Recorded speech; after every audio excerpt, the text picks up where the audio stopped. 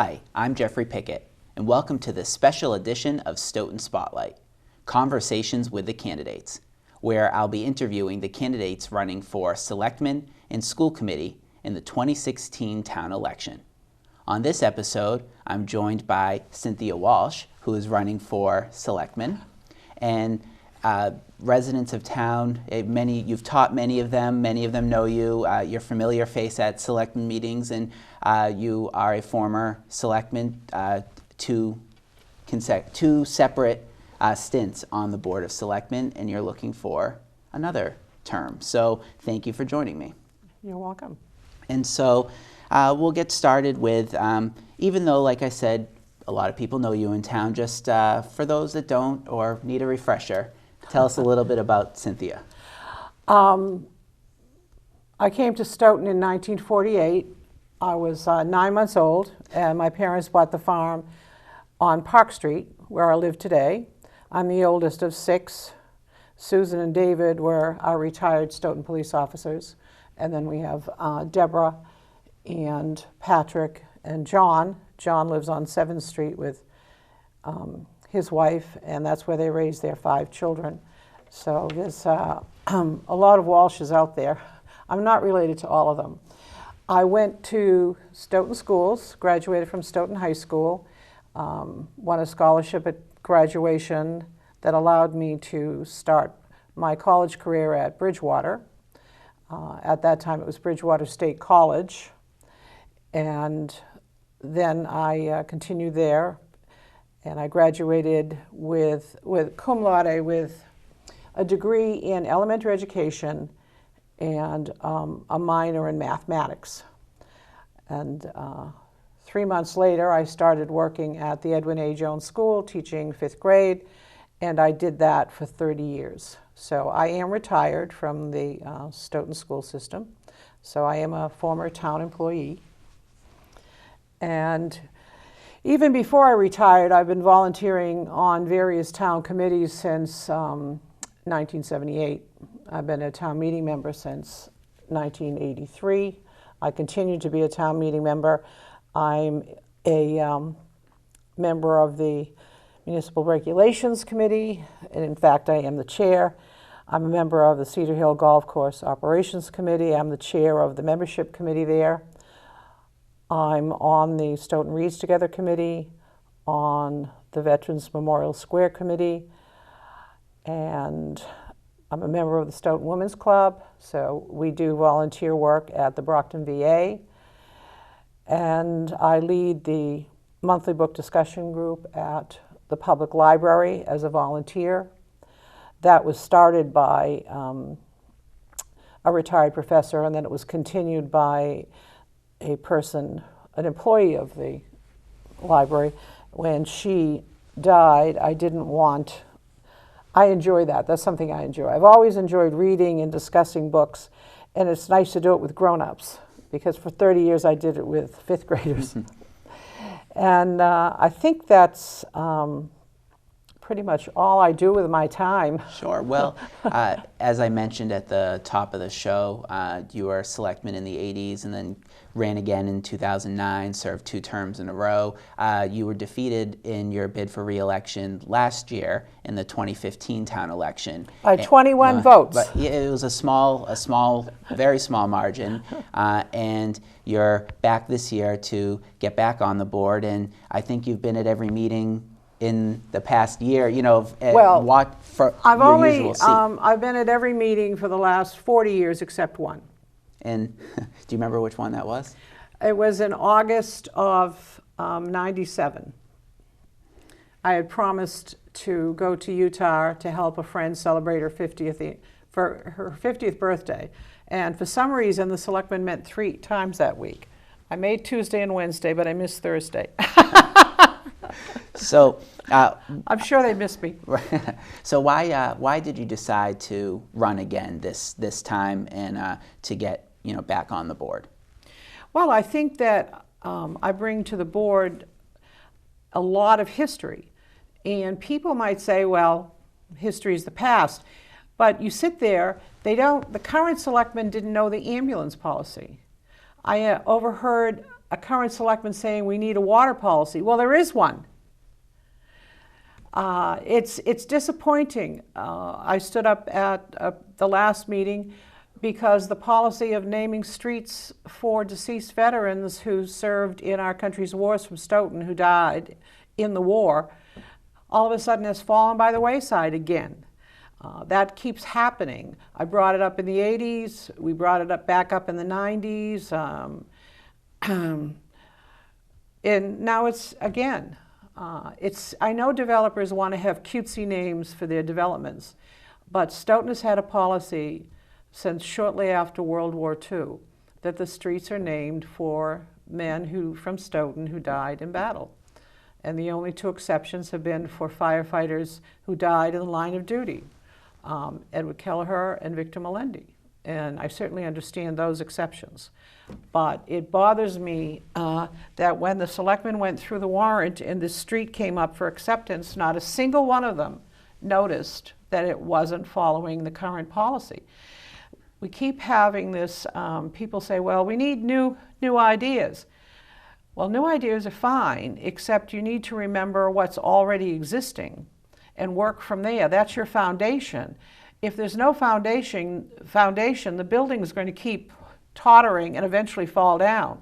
And I think that that's what we're seeing, that people, well, if you go to the meetings and you take an agenda, all of those items that they list under old business, and they're continually on there for months and months and months. And some of those things, they're supposed to develop a trash policy. Well, someone has to do that. If the board wants a new trash policy that's different from the one that exists, they need to come up with it. I think what we're seeing is a lot of show horses and not any workhorses. Someone has to do the work. And saying that coming up with these brilliant concepts and then telling the town manager or some other town employee to get with the program. Well, if you have an idea, it's up to you to develop it. That's the way I feel. If you want to change something, you need to come up with the change, get it out to the other board members, discuss it, and act on it. That's the other thing. We can't keep tabling things, putting things off. You have to start making decisions. Well, one of the topics, we'll talk about many topics throughout the course of the show, but one of the topics I definitely want to address first is the news of the police chief, Paul Chastany, announcing his, whether you want to term it retirement, resignation, and the reasons being given are, for lack of a better term, butting heads with the town manager, disagreement in how certain personnel issues were handled. And this issue, looking at social media, looking at the response at the February 16th Board of Selectmen meeting when the Great Hall was packed with supporters of the police chief, it certainly seems that this issue has risen to the forefront this campaign season. First of all, what was your reaction when the police chief announced his retirement, and what was your initial thought on that? Well, I was saddened. This is what I've been mentioning. We need consistency. If department heads if it's a revolving door for department heads, then the people that do the day-to-day work, where is the leadership? And they spend a lot of time getting to know the new person to go forward. Now, I see both sides of this because I've been on the Board of Selectmen, I've been a town employee, and my siblings were both Stoughton police officers for a total of 57 years.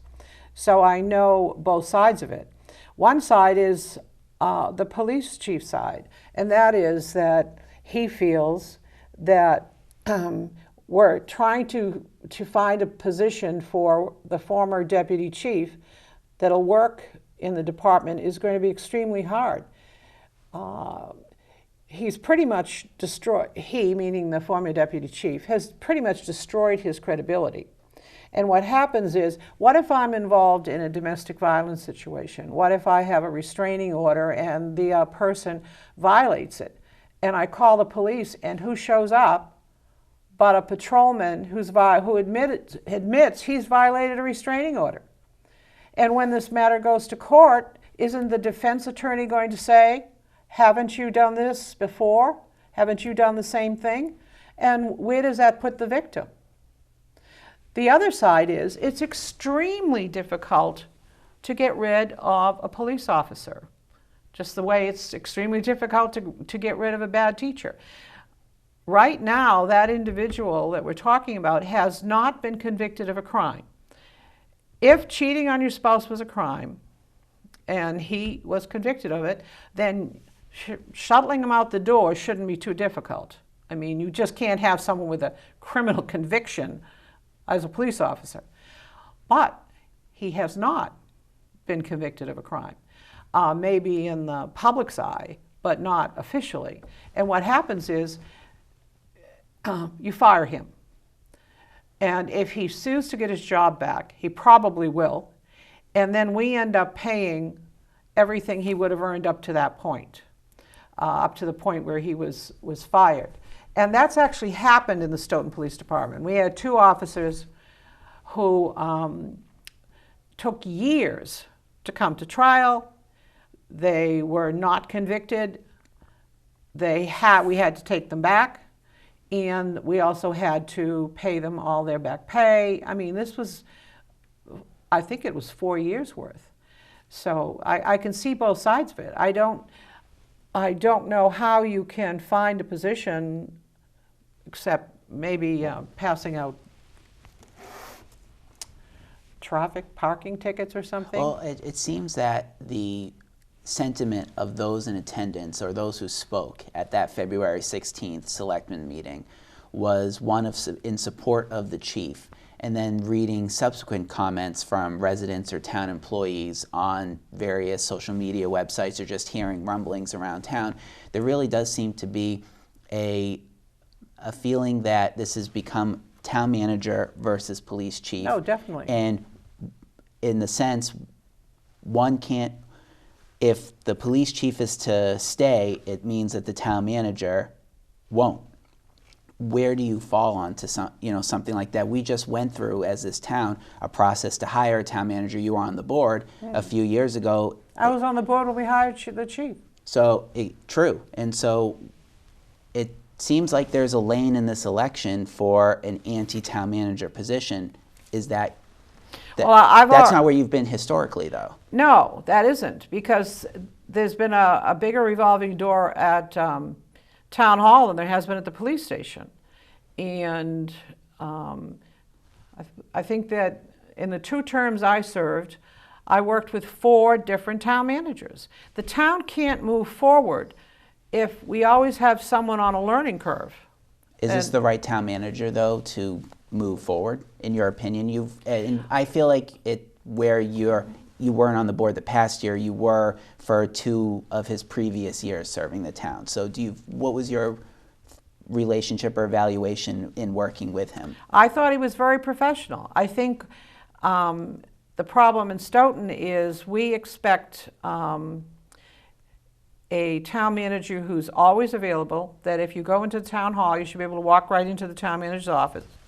We're much more familiar and used to the backslapping, handshaking, ha type of town manager. The problem is you can't run a town with that anymore. You need someone who's a professional. This person is a professional. And I'm not aware that he's made, lost us any grants or cost us any money as far as not meeting all the deadlines and doing the job. Is it concerning, though, that there's been reports, and some of them have been confirmed, others have just rumblings, but of town department heads, and some of the, most high-profile ones, your public safety and public works department heads just not seeing eye to eye and being able to get along. Is that concerning? If it's true, yes. I don't know that it's true. because I have spoken to some department heads who've left, and except for the police chief, and I haven't spoken to him personally, I've read what he said in the paper. Sure. But others who've left that I've spoken to, it hasn't been the town manager. And again, we get into, depending on how long people have been here and how many town managers they've been through. Like my sister was on the police force for 28 years. There were 9 chiefs in 28 years. That's ridiculous. Some of them she never met because she worked midnight to 8. The chief isn't there at midnight to 8. We have to stop the churning.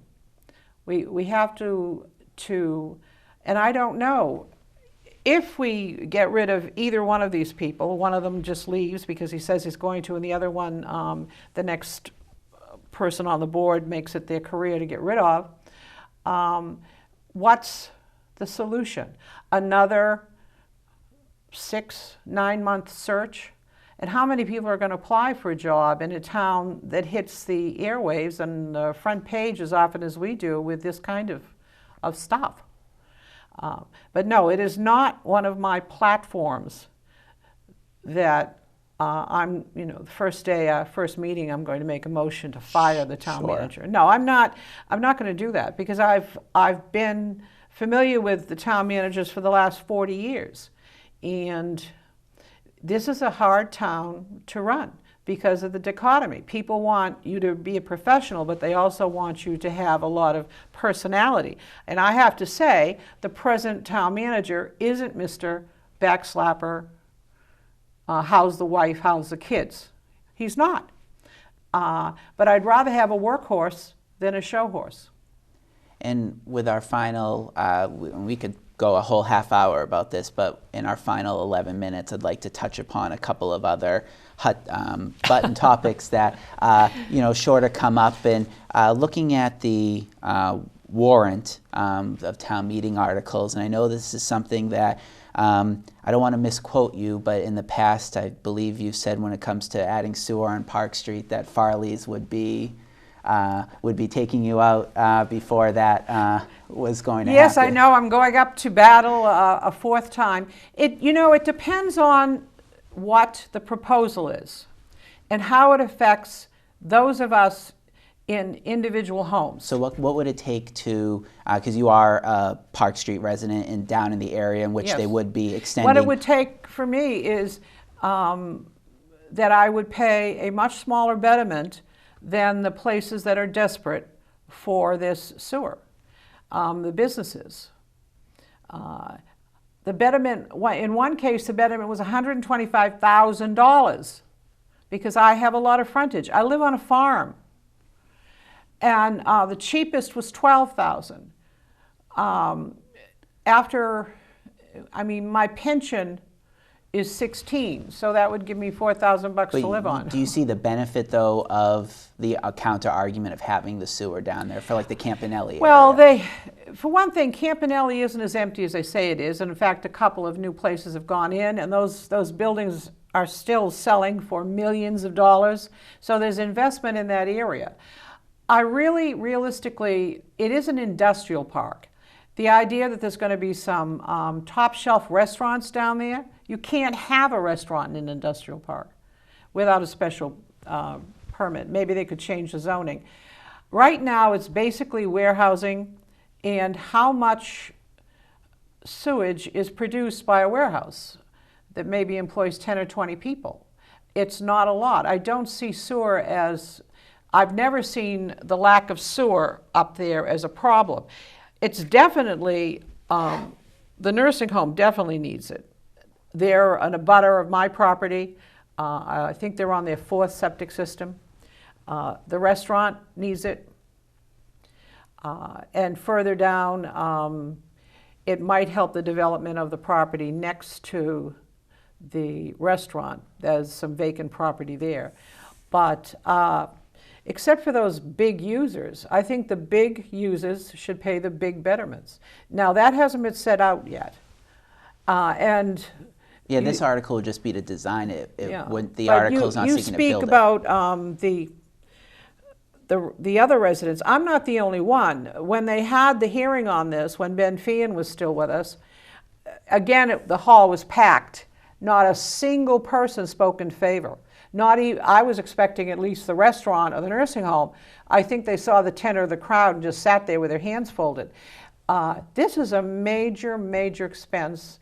And the folks that live along Park Street, the folks that live in that mobile home park, those people are in my situation. They're older, and they're living on a very limited income. That's why they're living in a mobile home. And the assessment for for the park is enormous, such that the owners might decide to close it. So in effect, we're evicting 30 or 40 people from Stoughton, and not in favor of that. Well, I want to stay on Park Street as another issue that will come to potentially come up for both the Selectmen and the school committee, and that's the property on that's called the Line and Lumber property off of Park Street behind the South School, where the town is, through a town meeting article, is seeking to basically take control of that land back from the school committee so that it could potentially put a public safety building up there. What's your thought on My thought is that's a decision for the school committee, not a decision for town meeting. That property was supposed to be for a second junior high school when I was growing up. The selectmen are going to have to sit down with the school committee and come up with a solution. And that, if anyone who drives by that site, that is a wet site. Maybe the building is going to be way in the back, but I mean, there's cat o' nine tails growing all along that area. And years ago, we were told, because they wanted to use it for something else, that the Conservation Commission said we'd have to build a bridge to get in there. And then there's the issue of, are they going to come out onto Sumner Street the other way? No, I don't think town meeting should be making that decision. I think the school committee, to me, it's almost like eminent domain. It belongs to the school committee. Well, do you believe that land where the school technically does not raise its own revenue, that land can belong to the school as opposed to the school as part of the town? Oh, definitely. The school department is a department in the town. But I'm not aware of all of the all the connections there, but it was bought for a school site. It's in their custody. Now, maybe legally, must be legally, I'm sure town council read through the warrant. It must be legal for us to take it. But the Supreme Court says it's legal to take my property if somebody wants to build a hotel on it and produce more taxes than my little place does. I don't think it's right. I don't think if you own property or have custody of property that some big bully can come along and say, no, no, no, and take it away. Has there been a meeting where they sat down? I mean, I know that the selectmen had a meeting and the school committee came and said, we plan to use that for something else. But have they scheduled a meeting where the two of them sit down and talk about it? I don't think so. If they have, I must have missed it. So with about a little bit more than 4 minutes left, a couple more issues I'd like to get to. One, you're a town meeting member, also obviously a resident, so when the question of the school, the new high school building project comes up, and before town meeting and for the debt exclusion that voters will be going to the polls later in the spring to either support or not for the funding of a new high school, where do you stand on that? I'll be voting no. I can't afford it. And do you feel that, what's the alternative in that case? The alternative was the one that I put into the SOI to begin with. Remember, I refused to sign it unless the word renovate was in it. But the renovating costs, they said, were higher. Well, they can say whatever they like. The goal has been from day one to build a new school. What bothers me is it's not the school people think it's going to be. It's going to be a school for slightly over 1,000 students. It's not the school we have today that at one time had 2,500 students. And I'm not talking 40 kids in a class either. I'm talking, we used to have 2,500 students. Now, the senior class is smaller than it was when I graduated from high school 50 years ago. And you've heard the thing about the auditorium, that we'll be having a smaller auditorium too. And the fact that we have to come up with a separate quarters for the superintendent's office. We've been told, oh, the state will pay over half, 55%. But that's for the building. That's not for all of the other stuff, building the new track, building the new football field, building the new tennis courts. The town has come up with almost 72 million. They're kicking in 55. My personal budget, and I've said this many times, my taxes are 1/3 of my pension. I can't afford more than that. What am I supposed to live on? Now, obviously, I'm not going to starve to death right away, but I'm not the only one. Seniors in Stoughton on Social Security got no cost of living adjustment this year, yet the Medicare Part B went up. We can't keep asking people to pay for the big dream. We're going to have to come up with some smaller solutions, and one of them is to use the building, the parts of the building that were built in the 60s as the core, and just build on the other side. We are out of time. I want to, before we sign off though, very quickly, a voter meets you, what do you want them to take away from that interaction?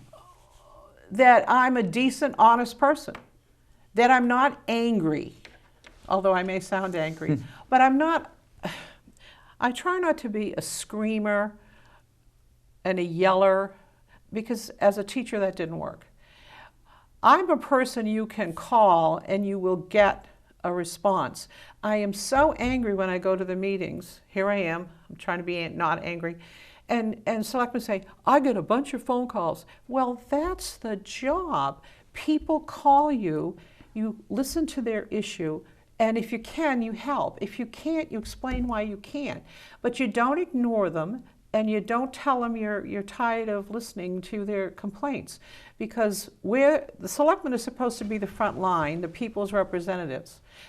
And if people feel that they can't approach you, that they can't call you, people know they can approach me wherever I go. You probably saw that at the Lincoln reception. There was a lady with some issues, and she pretty much followed me around.